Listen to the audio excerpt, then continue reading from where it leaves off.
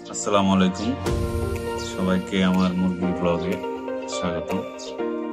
আমি আসলে খুব শখ করে আমার খাঁচাটার মধ্যে অনেক পাখি ছিল, ওগুলো সেল করে দিয়েছি। তো খালি খাঁচা আমার বেশি ভালো লাগে না।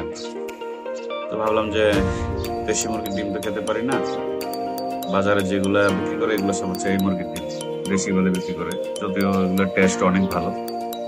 তো আমি নিচের জোড়া মুরগিগুলো কিনেছিলাম 1800 টাকা দিয়ে। ওগুলা রানিং ডিম পারে, যদি একটু বেশি হয়েছে দাম।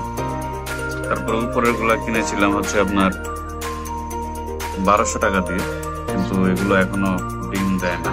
এগুলো বলেছিল যে ডিম দেয়, বিশ্বাস করলাম, ভাবলাম যে যেহেতু ইয়াং আছে ও মিথ্যা কথা বললেও সমস্যা নেই, কিছুদিনের মধ্যে আবার ডিম পারবে।